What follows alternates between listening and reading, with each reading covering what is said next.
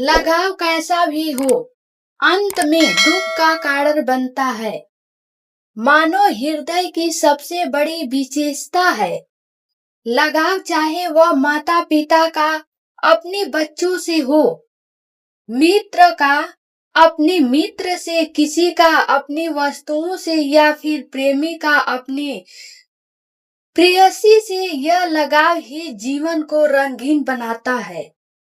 लेकिन यही लगाव जब सीमा पार कर जाता है तब वह हमें तोड़ता भी है, दुखी भी करता है। यह कहानी उसी सत्य को उजागर करती है कि लगाव कितना भी मधुर क्यों न हो, अंत में वह हमें पीड़ा ही देता है।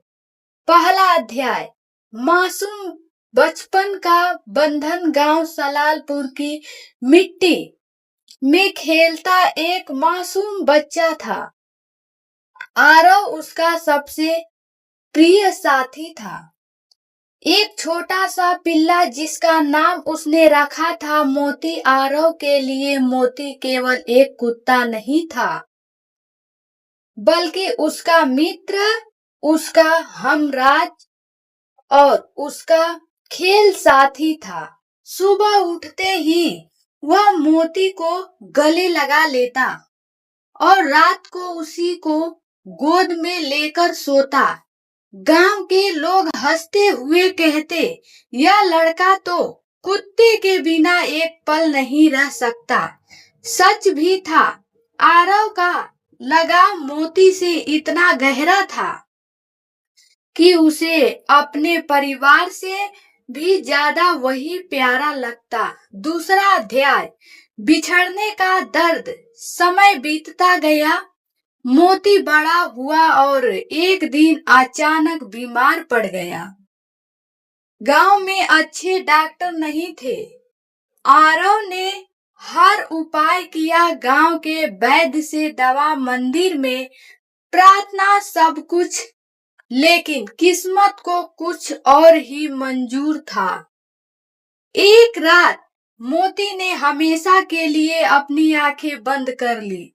आरव के जीवन में पहली बार इतना बड़ा झटका आया।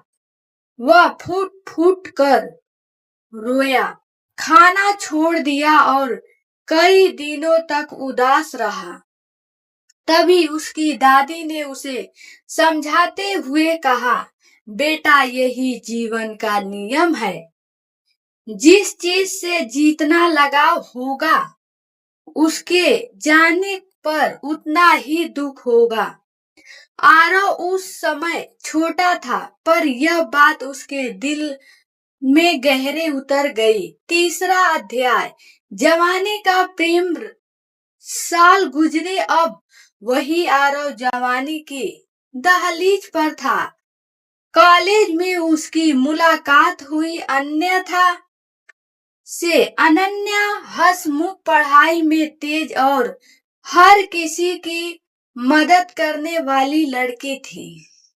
धीरे धीरे आरव और अनन्या की दोस्ती प्यार में बदल गई। आरव ने पहली बार महसूस किया कि दिल की धड़कनें किसी और के लिए भी तेज हो सकती है। उसने सोचा, अगर अनन्या मेरे साथ है तो मुझे और कुछ नहीं चाहिए।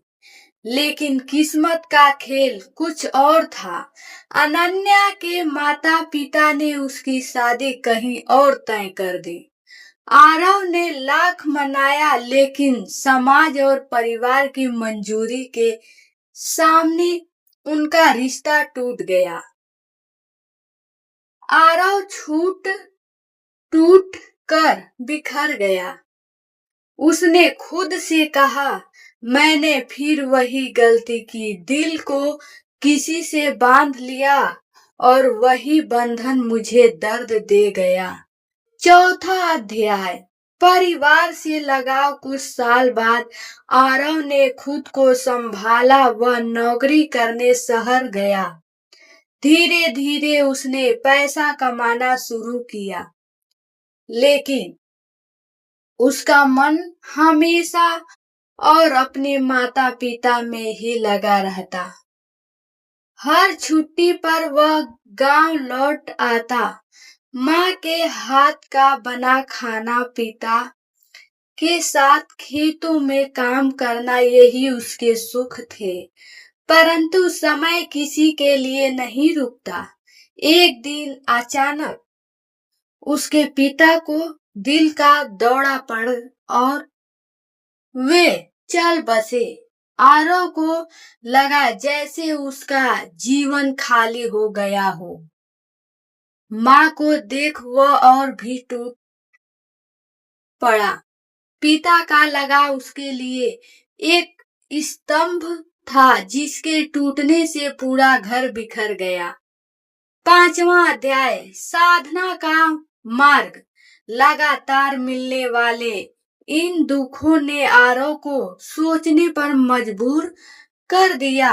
उसने ध्यान दिया कि जब भी वह किसी से गहरा लगाव करता है, वही चीज उसके लिए दुख का कारण बन जाती है। तब उसने साधु संतों के प्रवचन सुनने शुरू किए। एक संत ने कहा, बेटा, संसार की हर चीज नश्वर है।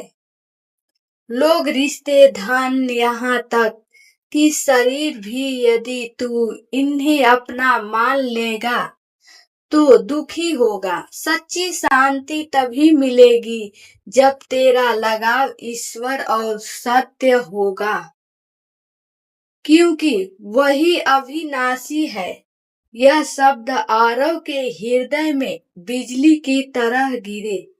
6वां अध्याय, विरक्ति की ओर। आरव ने धीरे धीरे जीवन का दृष्टिकोण बदल दिया। अब वह रिश्तों को निभाता तो जरूर, लेकिन उनमें आध्यात्मिक आसक्ति नहीं रखता। वह माँ से प्रेम करता, लेकिन जानता था कि एक दिन यह शरीर नहीं रहेगा।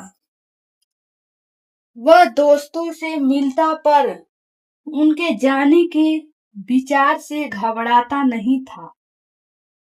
उसका मन धीरे धीरे वैराग्य की ओर बढ़ता गया। 7वां अध्याय, जीवन का सत्य। कई वर्षों बाद जब आरव वृद्ध हो चुका था, गांव के बच्चे उससे मिलने आते।